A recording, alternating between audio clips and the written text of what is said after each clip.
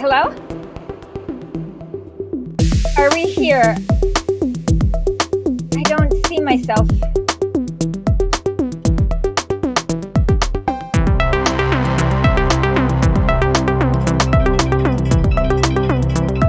Yeah, okay, we're live.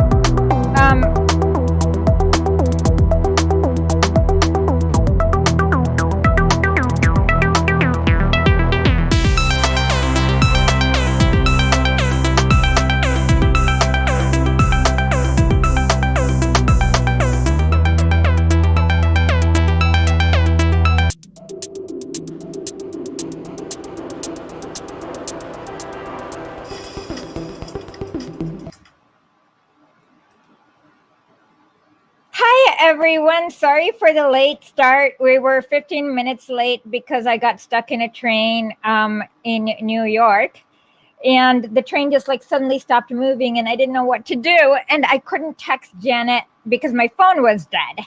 So am I online even? I don't even does anyone know if I'm online? I'm looking right now. Does it? Hold on. Let's make sure. I'm not seeing. Yeah, I don't know if I'm. Yep, I'm online. Great. So I see a comment from how many fingers am I holding up? Okay, great. Yep, I'm online. Great. Okay. So I see a comment from. Okay, just wait 1 minute until I figure out what's going on. So let's talk today about, what do we talk about? Reality versus your perception of reality.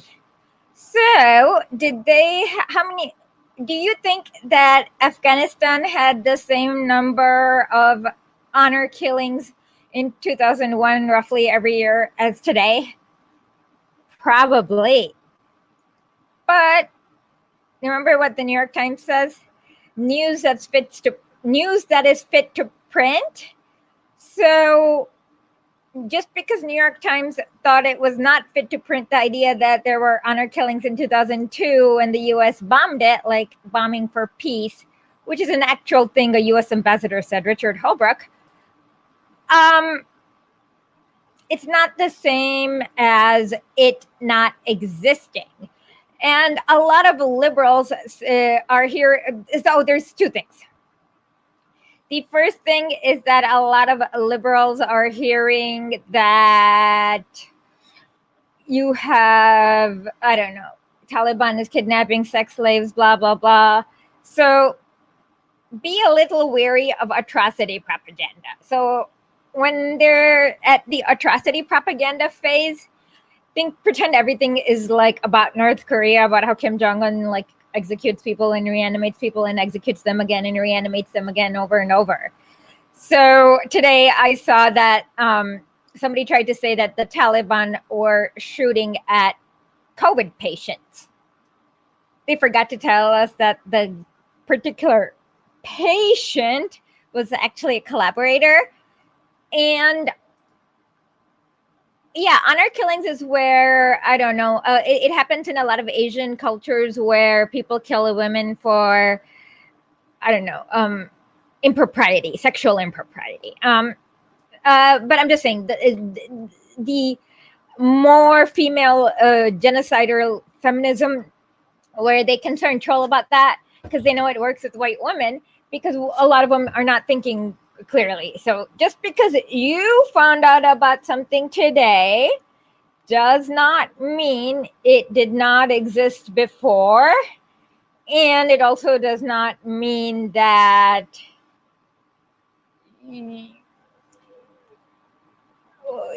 it's like the US spies on everything. So I'm sure they knew about it for the past 20, 40, 70, God knows how many years.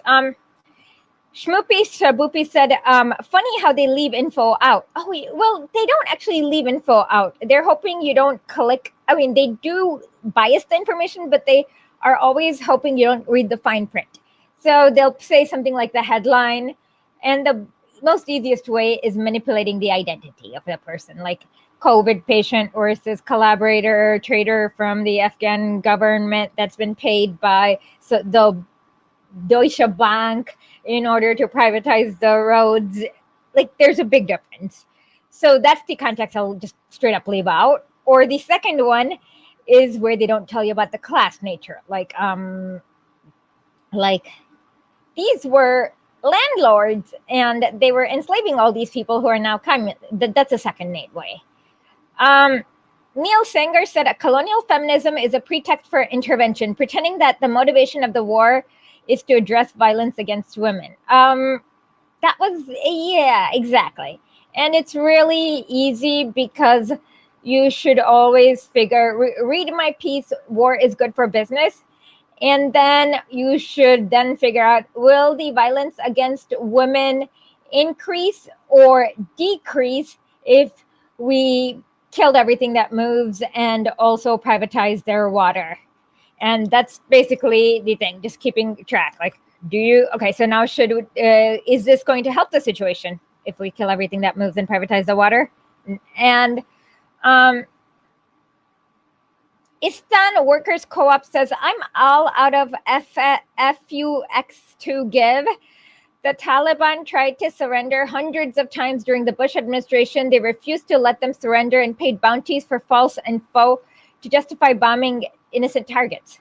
Actually, let me see if I can find this. 2 days after 9/11, the Taliban had agreed to hand over Osama bin Laden to the Bush administration, and all Bush had to do was find a neutral third country like Switzerland. Just say send to Switzerland and also provide some kind of evidence that he was involved. But Bush did not, and there's lots of questions that come up with why not. And the thing is that a lot of people don't understand is that the photo of Ronald Reagan with all these like Mujahideen members going around. So the Taliban are, I believe, mainly ethnically Pashto, which is a language, I guess, and they tend to be some kind of they are Sunni Islam adherents, but what Ronald Reagan was with was like these psychotic warlords, and they were the Mujahideen. In fact, after the Democratic Republic of Afghanistan collapsed, the Taliban were fighting these Mujahideen who were like totally like unbelievably psycho, and that's kind of how the Taliban kind of like de facto controlled some of the territory, but then not all of it. And it seems like so another strange thing that's been going on is that at one point, about 20 years ago, the Taliban kind of seemed like against Hindus and against India, rightly or wrongly. But it seems like this is the weirdest thing. I can't explain it. Somehow the Modi government has met with the senior Taliban official, and they've agreed to allow Indian companies to continue to build stuff in Afghanistan. But it's not the same as American company. I know Modi's government really sucks, but it's still not the same thing as American companies building in Afghanistan, because Indian companies at least are finishing the job and are capable of building whatever they want. Like, they hired an Indian company a long time to build a dam. So this is like the weirdest horseshoe is the Taliban Hindu right-wing horseshoe, which I don't understand, but that's kind of what allowed the Taliban to occupy the north, like near the Indian border. And yeah, and it also looks like the Taliban actually handled COVID a little better. We're gonna have Graham Elwood on, but okay. Oh my God. Okay, sorry, I just found something about Lenin. But uh, okay, but I don't have subtitles for it. Sorry, it just popped up. um, and subtitles are really hard to make in another language. It takes a long time when you don't speak the language well. It's not the same as like transcribing English titles. And yes, I will get all of it. Aw. Okay, sorry. I'm gonna have it ready for next week, maybe. This is like an adorable short about Lenin that just popped up on my YouTube. Yeah, so the Taliban actually uh,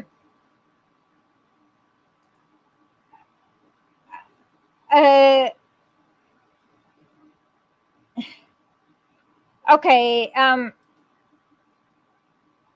No, okay. This sound no. Okay. The rumor that you've heard is that they've banned the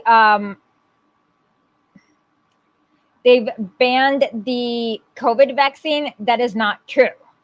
They are importing the vaccine produced in India called Bharat Biotech. It's a nasal vaccine, and the Taliban have imported that. So that's completely. So that's the first thing. But they've actually handled the COVID crisis um,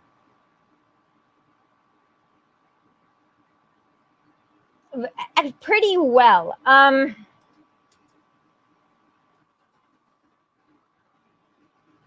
Okay, so this is from, let me see, Janet, can you share this just really quickly? Let me see if it's possible.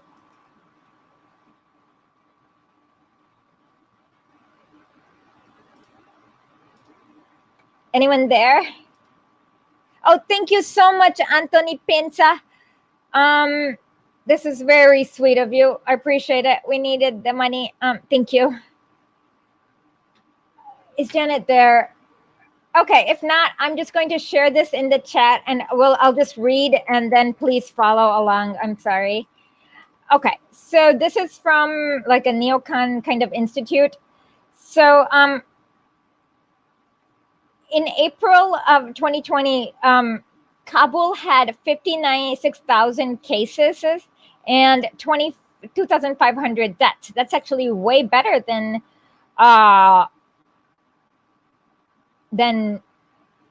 America even.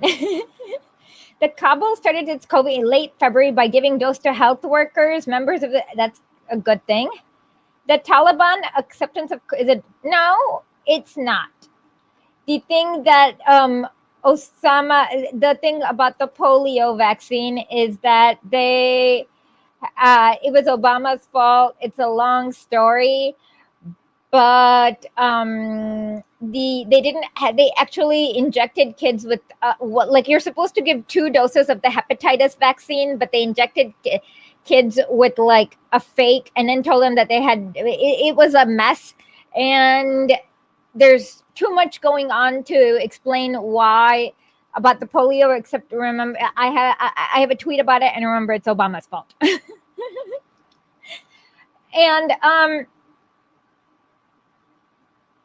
And then this part, I don't know. Yes, they had done all this, so this part is true, but I don't know what's changed or how it's changed. So I'll just have to let that be a mystery until I understand what's going on. So in April, the Taliban took concerted efforts to reduce COVID in its area, including declaring a ceasefire, giving permission to enter their areas, executing public health awareness, and giving out medical equipment to the public and setting up quarantine centers. The Taliban also committed to working with healthcare workers and providing them necessary assistance. So what happened is that the Taliban, and then here's one more piece of information.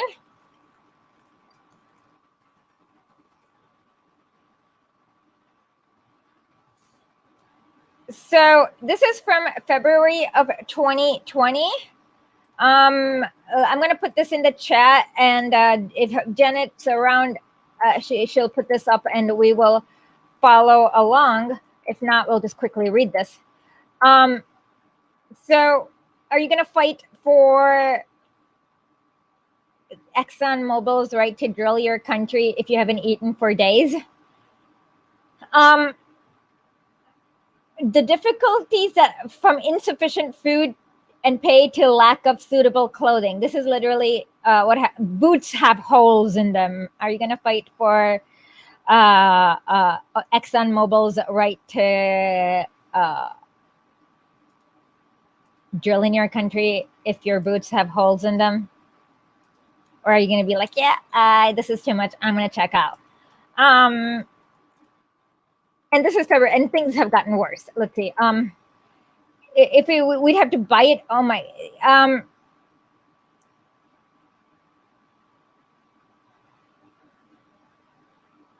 yeah. So then they couldn't even feed their families. Look at how in bad shape the Afghanistanis, look at how they don't even have shoes. What the hell? It's cold. Afghanistan's in the mountain. It's very, very, very cold to be wearing the sandals over there. Our food contractor is in order to, that sounds some, yep. Anyways, so that's kind of what happened, is that the Taliban handled the COVID, if by Taliban, and I don't even know if it's the same Taliban or if the US government's just calling people who don't like them as the Taliban, like that part, like there's a lot that I don't know. So please take everything I say with a little bit of a grain of salt. But it looks like anti-US forces, whoever they are in Afghanistan, have handled the COVID situation. And they've also handled, and the troops have really disintegrated. And climate change is coming. See, they can't grow food. Anyways, with that, I hope we can watch the Graham Elwood, and then you'll kind of realize what a good government does in regards to state secrets and what a bad government does. It was a really fun interview, and then I'll be back at the end for questions. Okay, so today we have Graham Elwood from the Political Vigilante. Is that still the name of your show? Just making sure. That is still the name of my show, yes. And I also do Government Secrets with Lee Camp. Oh, that's great. Do tell us about that. I have not heard about it.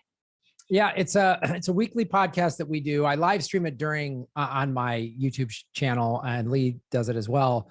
And it's comedian Lee Camp and I. Each week we'll pick, one of us will pick basically a government secret, something that the United States government has done over the years that most people probably don't know about.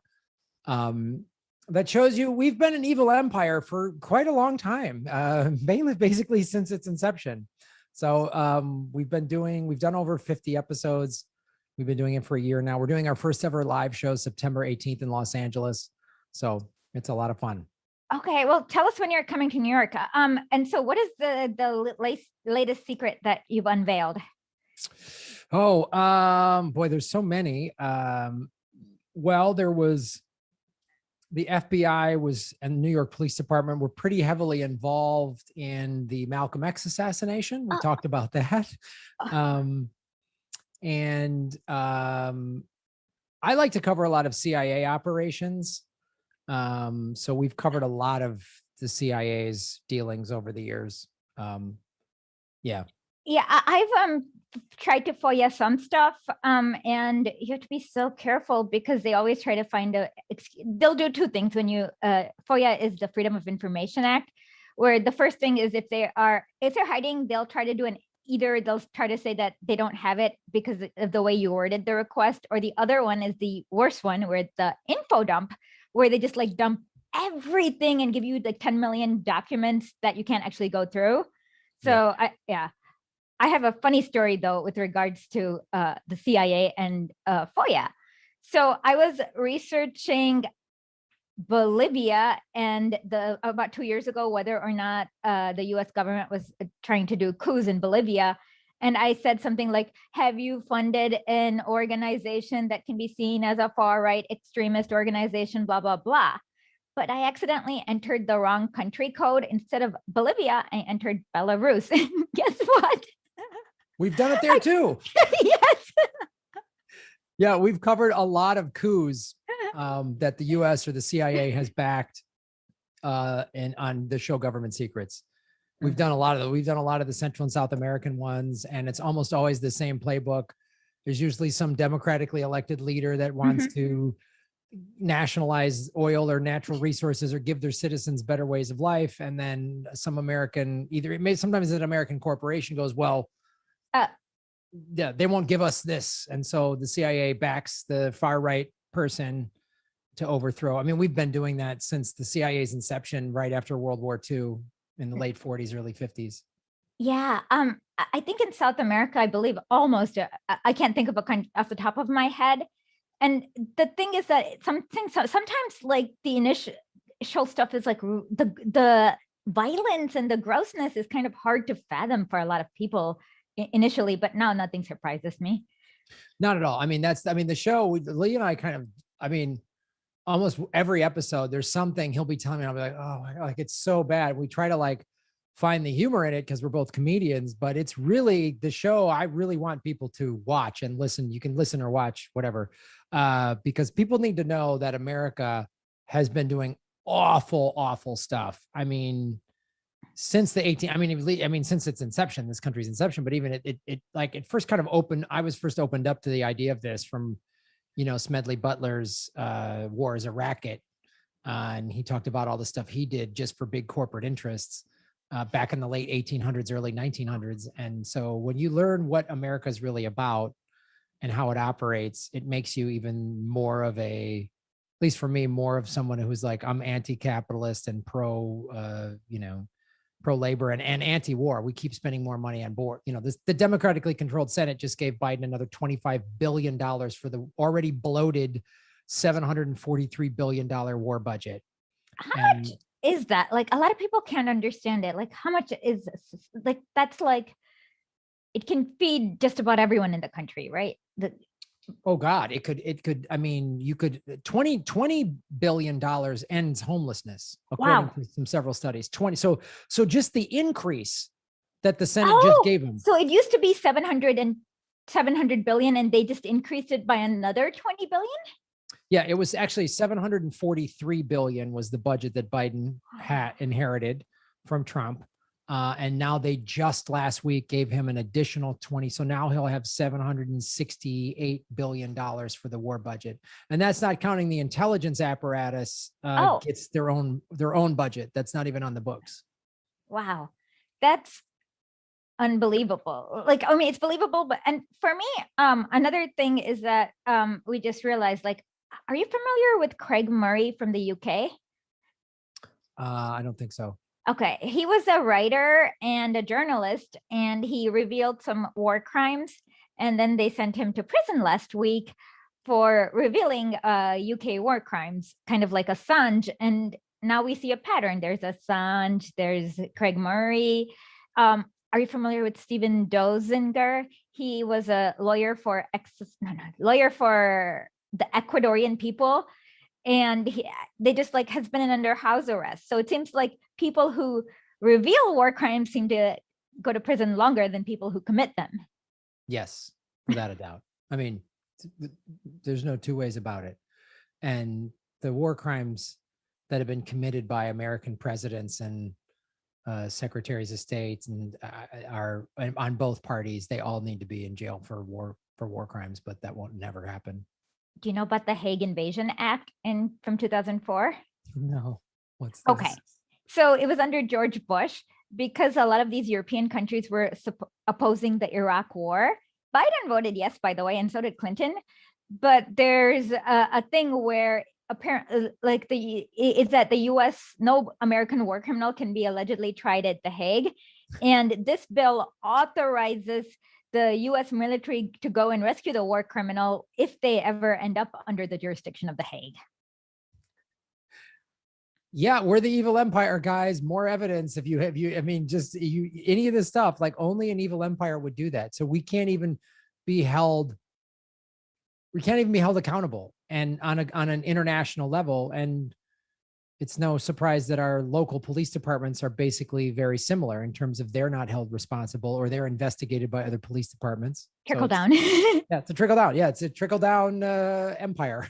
Well, I heard a lot of the military money. I mean, when like say Raytheon gives somebody, I don't know, 10 billion and sells a whole, well, sorry, Raytheon, the US government gives Raytheon money and buys a whole bunch of equipment that the military doesn't use. Apparently it gets trickled down to the local police department and that changes their practice and so on. Yep, most police departments in America are using military grade equipment for sure. You're still in LA, right? Yep, where so the LAPD gets 54% of the total operating budget of the city of Los Angeles, $3.1 billion. And LA has a crippling homeless problem. And you'll see like literally tent cities across the street from this is almost on every street corner, some new, if not built in the last recently or being at least in the last 5 years, new luxury apartment condo building with, way like $3,000, $4,000, $5,000 one bedroom apartments. And then literally across the street are tent cities. You can't drive. I defy you to drive more than a mile in Los Angeles without seeing some encampment somewhere under a freeway in a park somewhere. And the police department gets $3.1 billion. And I, even police in LA, one of the main things they have to deal with is the homeless. So if we actually put people in homes, use the Finnish government started a housing first program where they gave homeless people housing, not a cot in a shelter, but like at a studio or one bedroom apartment, and in there they've got drug treatment, job training. They have an 80% success rate that would alleviate a huge burden on the LAPD and that they found actually that is a cheaper system than our current system, which is just arrest them, clean up. There's health issues with people, sanitary issues, people living on the streets. So, but that's what defund the police actually means is refund, taking some of that money and refunding it into social services in the richest country in the history of the world. But we can't do that. But we got money for bombs, boy. We've got new war budget for Joe Biden. But Joe Biden's bombs are going to have rainbow flags on them. So I feel so much better. It's going to be great. Well, the last time we interviewed you, we spoke in detail about your own personal experience with getting foreclosed upon by Wells Fargo. Was that the right one? No, it was it was IndyMac was my mortgage and it was bought by One West Bank. Yeah. So we'll include that, but I just found this clip and it's your governor. So I kind of want you to react to it and tell me what you think. I think you might know which clip we're talking about. Governor Newsom was out there cleaning up a homeless camp in the East Bay. Governor assisted Caltrans crews to remove debris from a long-standing homeless encampment along Interstate 80 right there at University Avenue in Berkeley yesterday. Outreach workers were also there to offer options for people to move out of their tents and into shelters or other housing options. Newsom says encampments are unacceptable and that the state needs to develop a humane process for moving people and clearing camps while also creating more housing options. What you see here is unacceptable. We got a big fire here. This is life safety risk, public health risk, and there are quite literally hundreds and hundreds of rats running around. People should not live in conditions like this, and we've accepted it too long. Caltrans says it is using $1.1 billion from its budget to clean up, re-landscape, beautify, and secure the sites along freeways and underneath overpasses. Thoughts on this? Gavin Newsom is facing a recall election, so he's fighting for his life. And look, the state is a blue state, so there's not enough conservatives to vote him out of there. But there's enough like true lefties, not like, neoliberal Hollywood types. There's plenty of them in California for sure. But there's actually a lot of lefties in California that have no problem, myself included, voting him the hell out of there. And, when a year ago, last spring, and everyone was like, he's such a hero. And I was like, I remember he gave some big speech and he's going to battle COVID. And while he did that, he, approved 24 fracking permits. So yeah, that's what happens when you live in a democratically controlled state. is there's all this, diversity talk and blah, blah, blah. But meanwhile, the big corporations are getting whatever they want. So he's stopped giving out permits. He's scared. Wait, and this is what, hold on. You said what permits has he stopped giving out? fracking permits. Oh, okay. Sorry. Go ahead. Yeah. So he stopped giving out fracking permits because actual lefties are like, hey, man, we don't care. We'll vote you out. We don't like you. And, we don't give a shit. And so because he knows the numbers, it only takes just a handful of these independents or lefties to vote against him, not for whatever person they put up, but just to vote to recall him. That's all it takes. It's just a recall. And a bunch of us will be like, yeah, I'll recall Nancy Pelosi's nephew. That's who he is. Oh, he is? Of course. But wasn't he married? Okay, I forgot how he used to be married to Don Jr.'s wife or something, right? Whatever. It was I complicated. don't know. But do tell us about the nephew. I did not know this. Yeah, he's Nancy Pelosi's nephew. So it's like she's Incest. worth over $100 million because her husband, if they've done insider trading. I mean, they're just the worst. But, and so he's actually scared he's going to lose his job as well. He should be. And this is what I want especially the Vote Any Blue Will Do crowd to really understand when they're like, don't be critical of AOC. Don't be, wait, hold on. It's like, no, you need to go, hey, AOC, you said you were going to fight for Medicare for all. You're not. So we're going to vote you out. Like I donated to her campaign. I live in California. I can't vote for her. So I'm not giving her or any Democrat a penny of my money from this point forward. And so that's what Gavin Newsom is doing. So the homeless issue is a real issue in the state of California, and these encampments are everywhere. And he is true. He is accurate. There's rats. It's not safe. It's also bad, for property values and stuff like that. But there's all these, what people call NIMBYs, which is not in my backyard. So they just want the problem dealt somewhere else. And that's not you can't deal with it. You can't just push the problem somewhere else. So they need to start doing what they did in Finland and started doing in actually Utah, of putting people in housing and giving them job training, mental health, drug treatment, whatever they need. And you will reintegrate them back into society. And that system, as always the case, is actually cheaper than our current, just clean up, arrest, So I think it's an opportunity for people in California to really say, hey, Governor Newsom, we want single payer healthcare in this state. It was up for, it almost got passed in 2017, but Democrats in the state assembly, because again, it's a Democrat. Head, right? I can't remember his name. Anthony Rendon. Yeah. Yep. Anthony Rendon. He was one of the people that buried it. And so we could all have free healthcare in the state of California, which has a very high tax rate. Has like a bigger economy than most countries. So you as a state can actually do it because of how big your economic power is. It's the 5th largest economy in the world. Oh, wow. Okay. That's California. Alone. Just alone. And that's in agriculture, technology, and entertainment are our 3 big exports. Wow. I had no idea. So it's basically like India, China, USA, and one more, probably Russia. And then it's California. Yes.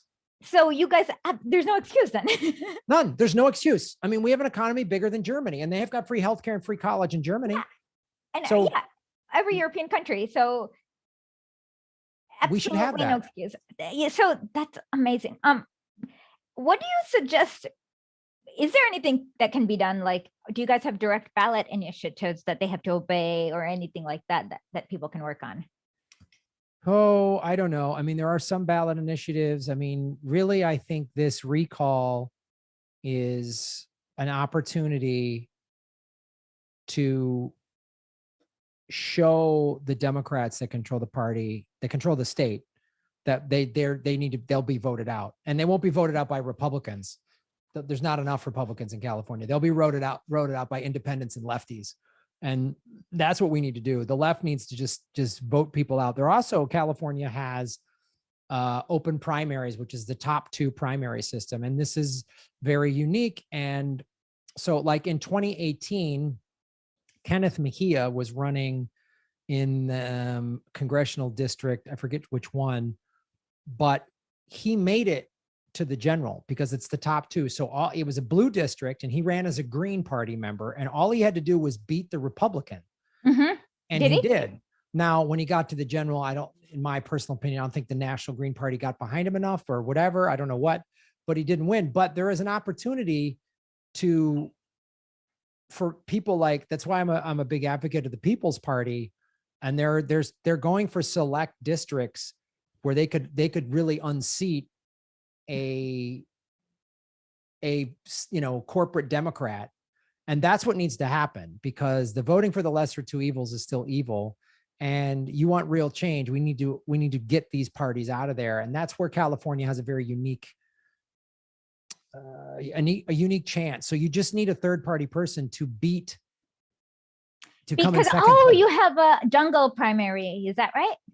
Well, it's called top two. It's called open primaries is what it's called. So let's say there's a Democrat, a Republican, and a third party candidate running. Mm-hmm. The top two vote getters in the primary make it to the general. Regardless of the party. Yeah. So all you got to do is come in second place, and then you can make it to the general. And if you make it to the general and get enough noise, you could potentially win. And then imagine if we just had a handful of third party candidates in Congress, what that would do. And if the Democrats or the Republicans couldn't have a majority in Congress or the Senate because there was third party candidates, then guess what? They're going to pass this new infrastructure bill. There couldn't be any bullshit in there for war or whatever, because the third party people, if they're People's Party or Greens or whatever, would be like, no, we ain't voting for it. And so you better take that stuff out. And now you're going to have what they have in Europe, coalition governments, rather than this utterly corrupt duopoly. Oh yeah. So there have been third party candidates who have made it to the top two, but have not passed the top two. That's correct. Very interesting. That's actually surprising that California has done that. That's more than I ever expected from any place in the US. Yeah. I think it's Maine that has it has one socialist inside the state legislature. Yes, and they have ranked choice voting, which is an even better system in my opinion. And that's where when you vote for who you want in first, your second choice, and your third choice. Mm-hmm. So what that does is actually changes the narrative of the campaign. The campaign doesn't have to be mudslinging. The campaign can actually be talking about issues. So if I was running in ranked choice voting, let's say I was running as a People's Party candidate, I could go to the people that are going to vote for the Republicans or the Democrats and say, make me your second choice. Put me in your second position. And here's my stance. I'm whatever. I'm Medicare for all. I'm $15 an hour minimum wage. I'm a Green New Deal that puts people to work, and go consider me your second choice. So that's the power of ranked choice voting, which I think ranked choice voting is the best option out there. It seems like it. Absolutely, because you can kind of have also for me at least, I think the best part of it would be exposure to issues that the Democratic Party doesn't pretend that people are too dumb to understand, like foreign policy or whatever. It could, I was one thing though, having what people don't realize with a lot of congressional representatives is that even if you don't pass a legislation, you as a congressional representative can hold hearings and subpoena anything. So, for example, Senator Gravel, who recently died, he just read out the entire Pentagon Papers that was supposed to be a secret. So you could use your power, even if you can't technically pass legislation. There's so much power you can use in Congress. Yes. Just by holding hearings. And that's why the two parties work to block third parties. And that's why they run and this lesser of two evil nonsense benefits the two parties, which are just basically they're puppets. Getting eviler and eviler. Yeah, it's eviler and eviler. It's like Ted Bundy's better than Jeffrey Dahmer because at least he didn't eat his victims. It's like, we still get a serial killer that beats and chops up women. Sweet, awesome, great. Exactly. Actually, I read an article about Jeffrey Dahmer where these two, one kid, he was Asian, and there was these two police, he walked out and these police officers let him go back, and Jeffrey Dahmer, and then you're like, okay, what's the use of the police if they can't even stop serial Yeah, killers? they were just like, oh, this is some foreign gay thing. It's not our problem. They didn't care. And this kid went up and got murdered and eaten thanks to the Milwaukee Police Department. Yeah. And he retired with full benefits. And it's like, oh my God. Yep. But so the piece we're gonna read, you're gonna love it. But one is about government secrets and foreign policy. So Oh, all right. So you want me to read this? Okay. Secrets of Foreign Policy. This was published in May 23rd, 1917. yep, right during World War One. World War One. Yeah. Um, And Lenin's trying to explain to the Russian soldiers why they should just like turn their rifles upon like flip the sides and turn their rifle on their own government. Sweet. All right. What a pity that the masses cannot read books on the history of diplomacy. Or the editorials in the capitalist newspapers. An even greater pity, though, that this case, pity is too feeble a word, but the socialist revolutionary and Menshevik ministers and their ministerial colleagues should maintain such a discreet silence on certain facts of diplomatic history and on the utterances of the great diplomatic minds. Like Kissinger, Like kill everything that moves. though these are only too well known to them. Wretch is a newspaper. It's kind of like a centrist newspaper. Okay. Wretch quotes what it claims to be a reliable report on, what's this word? Birzevka, which is like the German policy, the British, a lot, there are two sides. What do you call it? The British, France, Russia side of the World War policy. Okay. To effect that Britain is quite prepared to renounce the dismemberment of Turkey and partitioning of Austria-Hungary. In other words, Britain readily consents to Russia not getting the annexations promised her under earlier treaties. Constantinople, Armenia. Galicia is in Ukraine. Okay, Galicia is in Ukraine. All right. In this sense, and in this sense alone, Britain is prepared to revise the treaties. All right, you want me to read this quote from this paper? Yes, please. And Reich waxes indignant. So this is the first result of the triumph of the new slogan, the slogan of peace without annexation and indemnities. The agreement will very likely be revised.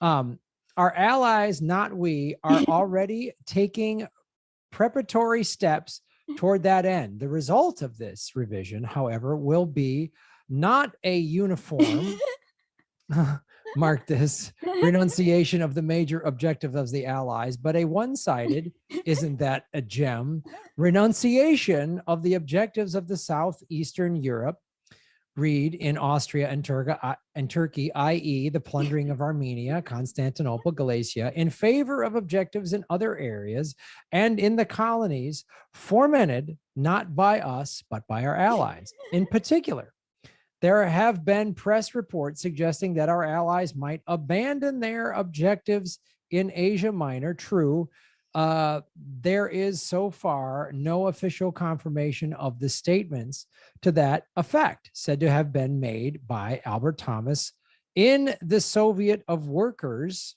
and Soldiers, deputies, and reported in the Moscow press. It would be difficult, however, to expect any such action as far as Britain is concerned. For Britain takes the correct view. The correct view. The correct view. That's not. Yeah. Okay. But let's. That's not arrogant at all. That's not Britain. It's not British arrogance at all. That their view is always the correct one. Britain takes the correct view that possession is 9/10 of the law. Oh, sweet. Mark this. And her troops are already occupying parts of Mesopotamia and Palestine, which are of vital interest to her to her capitalists. Yep. It's so great. All wars are bullshit, right? It's all about money. This war, by the way, in the United States, while it was before the United States got involved, most Americans were calling it Wall Street's war. Oh, really? Okay, I'm gonna look up a newspaper for that. That'll be so cool. But what's really funny is I'm gonna read another small quote from Lenin, where he explains World War I, where he says something like, it's a war between Germany and Britain on who gets to rob Turkey. And then if you look at what was Turkey, you realize Iraq and Syria used to be Turkey. And you're like, Right. oh, nothing's changed. Nothing's changed. Yeah.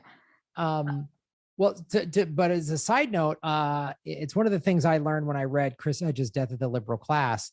So most Americans did not want to get involved in World War I. They were calling it Wall Street's War. And Woodrow Wilson hired George Creel to form the Creel Commission and basically figure out how to market this war to Americans. So, wow. Yeah, he used magazines and, newspapers and this new medium called movies to scare Americans into thinking we needed to get involved. There was a movie that came out, one of the early black and white silent films was about the evil Kaiser in Germany, right? Wasn't there like a fake crash or something? Like I thought they did. Never mind. No, that's the Spanish War. Sorry. Yeah. The this main one had the assassination of the Archduke of Ferdinand, which some people argue was just a false flag event to get everybody all worked up about it. But basically though, so George Creel also helped, he got like advertisers and jingle writer people and wrote that, that song over there. That was a marketing jingle. That wasn't like, wow, patriots rising up. It was to sell it to the American people. And then enough of this propaganda got pushed out in the mainstream media at the time, and Americans got sold on it. Wow, I did not know that. Yeah, because America was super late, right at the end, right to like this, like to chop up all the colonies and loot. Yep. Which Wall Street was like, whoa, we need to get a taste of that. So let's send American sons over there to die so that we can make more profit. That's exactly what Lenin said. I will put up that quote. I mean, and also, so the history of Mother's Day actually dates back to the Civil War, when mothers were like, it was an anti-war day. We don't want our sons dying in the Civil War. And it got revitalized during World War I. Wow, that's Big Brother stuff. Yeah. And now War is peace. Mother's Day is go buy flowers. Wow, I had no idea. That's crazy. Yeah, it's another government secret. Like, it's another thing everything we've been told is a lie. America is one big fucking lie. It's one big corporate. It's like Vegas. Vegas is one big scam. It's just like, it's all a lie. Okay, we're gonna at the end, can you please link us to this episode so we can put it in the description box, because sounds really cool. Sure. Do you want me to keep reading, or Yes, please. Truly Milikov. Where is that? Right after the quote, the first paragraph. Truly Milikov, or whoever it was, wrote these lines, deserves to have a monument set up to him in his lifetime for frankness. Bravo, candid Reich diplomats.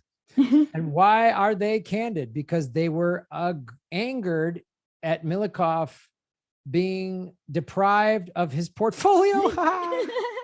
Yeah. Everything that has been said in the lines quoted above is the truth, a truth confirmed by a recent history of diplomacy and the history of foreign investments. Britain, at any rate, will not renounce the seizure, annexation of Palestine and Mesopotamia. Iraq. Iraq, right? Though she is prepared to punish the Russians for the virtual armistice on the Russian-German front by denying them Galicia, Constantinople, Armenia, etc. That, in plain, non-diplomatic language, is the meaning of these statements in Reich.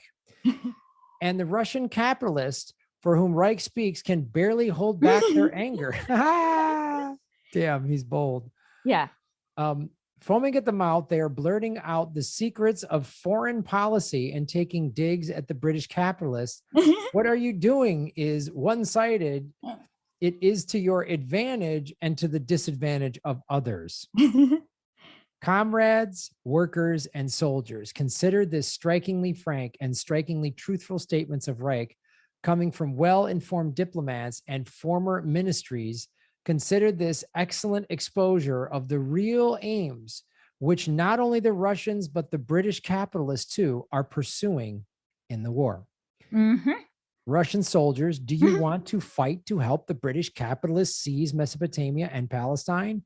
Do you want to support the Russian government of Loyev, Chevnov?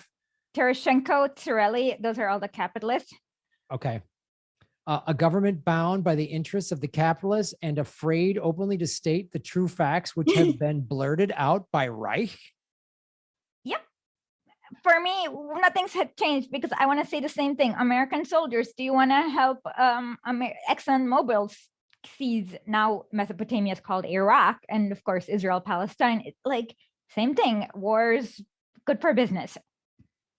Yeah, I mean, we have 22 vets a day in America that commit suicide. Why? Mainly from PTSD. Yeah, every day, 22 Wow. vets a day that commit suicide, mainly from PTSD from fighting in these wars that only benefit, as you said, Exxon, Shell, Raytheon, Boeing.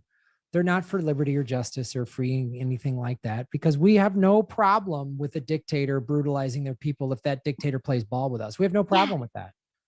None. None. So, I mean, you know, we don't have a problem with we don't have a problem with the Saudi Arabia, well, how they treat people. I mean, women are second-class citizens. I mean, it's just like they chopped up a journalist and we got a little angry. Hey, you guys can't do that. But, you know, it's, you know, I went over, I did 7 different comedy tours in war zones, Iraq, Afghanistan, Wow. Kuwait. And I saw firsthand, I saw several things firsthand. First of all, I saw these big companies, Halliburton and KBR, making all this money. And I saw, you know, decent, regular, honest, hardworking Americans who were either duped into thinking this was for freedom or 9/11 or financial reasons. I talked to so many people who were like, oh, I'm on my 2nd or my 3rd deployment. And I was like, really? And they're like, yeah, why? And the guy, one guy, I ain't gonna lie to you. I just did it for the money. I got a $20,000 reenlistment bonus. And they're Wait, from $20,000? Wow, I did not realize that. Oh yeah, to reenlist. That's why there was no draft. Ah, We've had economic conscription. We've had a poverty draft. So, and I talked to so many people, and I've driven as a comedian. I've been all through this country, and I've seen these small towns. The factories closed. There's no jobs. So there's the Walmart. There's working in fast food. There's then criminal stuff, dealing opioids or whatever. Or you join the military. and they probably have the military recruitment right there in that city. Like At every high school. wow, that to me sounds. Wait, did you hear about the video games where the military? Like that to me sounds unethical to recruit children. I don't know. It's totally, and look, the recruiters aren't going to private high schools where the rich kids go. They're not. They're going to the working. I mean, even in LA, they don't go to Harvard Westlake. That's one of the big private schools here. They go to the inner city schools. I mean, they show up there. I mean, I played football in high school in, you know, Evanston Township High School, which is a nice suburb, In but Illinois? it has, yeah, outside Chicago. Yeah, it's, you know, but it's got working class kids. It's got all different, you know, it's 40% Black. It's a very unique environment. There are plenty of rich kids there too, but there was recruiters, you know, I mean, the Marines were there but that you go to the real inner city schools and they're everywhere. Wow. I Well, mean, okay, since we've got 5 minutes, I thought we should do a little palate cleanser. Have you seen this? This is a really funny Fox News clip. So we're gonna do a little bit of it's really funny. okay. Janet, it's just a 28-second. Janet, can you show this one? Check out his podcast. What the hell is going on with critical race theory? It was very good, very informative. Thank you, Mark. Appreciate Thank you, Mark. On the Princeton point here, you and I have discussed it. At the college level, this is fair game. Go ahead and do it, right? I mean, I remember 20 years old going to Trier, Germany, and trying to find the home of Karl Marx because, you know, 1848, he wrote Mein Kampf. I want to know what it was all about. So that's part of the education in America, if you so choose. So that's that. More to come. Green Mile. I love the way he goes to. That's part of the education in America. Wow. So Hitler wrote Mein Kampf. Karl Marx is from Russia, right? No, he's from Germany, but he's Jewish. Das Jewish. Kapital. Das Kapital is what he wrote. That's right. Wow. He really. And Hitler wrote you know, it's really funny. The reason why we know whatever this branch as Marxism is because anti-Semites wanted to be like Jewism. That's a Right. Jewish secret, like evil Jewy thing, and that's why they called like because Marx and Engels both wrote it, but only one is Jewish, so they were like highlighting, oh, it's that Jew who wrote it. Wow. And he's saying that Marx wrote Mein Kampf. Yeah, even though he's Jewish. Jesus. Was Jewish. Yeah, the Jewish guy wrote Mein Kampf. On top Wow. of it, like I love the way he's like, and then this is part of the education, and I'm like, oh god, they really missed on the education. Yeah, you obviously were not going to school, you Fox News, and it's just two good-looking white people. That's why they're on TV. Not that they're smart or good journalists. They're Do they do any? Yeah, I always thought like those news prompters just kind of read news badly, but they don't do any. They're not the field reporters, right? they don't do anything. They're infotainers. They're just like, Okay. They're no different than like the people that do the entertainment news, you know. Okay. So they're nobodies. Yeah, they're just nobodies. They're just like, oh my God, did you hear Taylor Swift is dating so and so? It's the same crap. It's the same.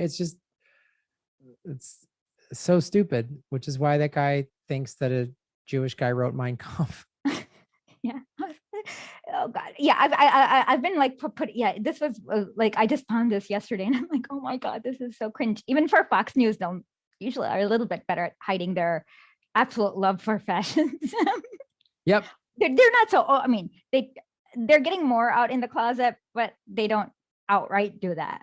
Yeah. So where do people find you?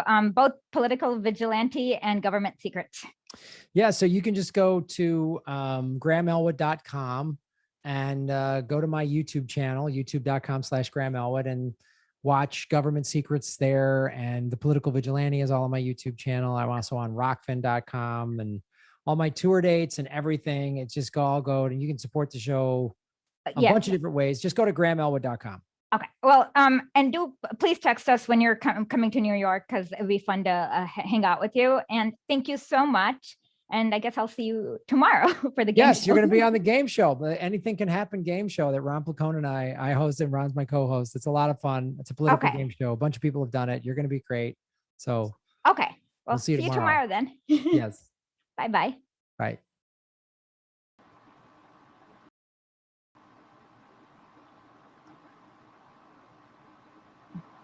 Hey, Asher, you're on. Hold on. All right, let me get her ready.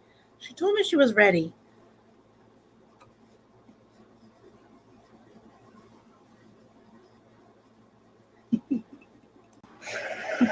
Hi. Okay. Sorry. So the first thing is John Y. Spinoza said Americans are allergic to Lenin. No, it's not that. It's that there's lots of what I would call social chauvinism and American exceptionalism that's like pumped in to their psyche. So then when you pump that much in, they can't imagine that somebody who's been dead for God knows for way too somebody who's been dead since 1924. Like when I went to Lenin's tomb, I was like, oh, why can't he wake up? Please. And then they won't let you see him further. But I was like, I know. Anyways, so what happens is that they just don't understand the relevance. Like a lot of them, all of the dumb liberals in my mentions are like, how is it relevant? My favorite was last week when Chris Lapaco was like, yeah, Lenin's never been wrong. And I'm like, okay, show me when. And we realized that Lenin's never been wrong because he had not read the bill. I've done a live stream about this because it was really funny. So that's why Americans they just can't understand how it could be applicable. And it's like a chicken and egg thing where everyone's in Dunning-Kruger land. And the first rule of Dunning-Kruger Club is that you don't know you're in Dunning-Kruger Club. So that's what happened. So the second thing is that with regards to co-ops, read Imperialism, the highest stage of capitalism, and read the development of capitalism in Russia to kind of understand what capitalism is. And then read about all the co-ops under Mussolini and fascist Franco. So co-ops are good, but they're not the same as having a state that works for you. So co-ops come after getting state power, and yeah, but it's not like they themselves are not revolutionary. And Mondragon had like slaves in Poland and exploited third world labor and did all sorts of horrible things. And then they were started by fascist Franco. So co-ops, while maybe fun, good, and a nice idea, they're not sufficient.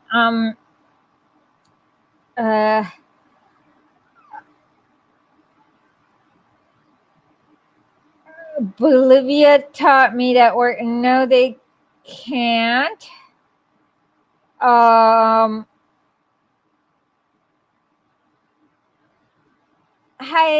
sharing 1500. I am sorry you're having a mental health episode. I hope you can take care of yourself and let us know if something can happen.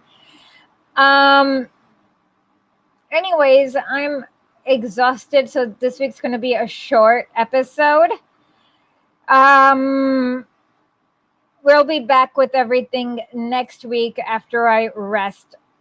With that, I will say auf Wiedersehen. I don't know what I'm going to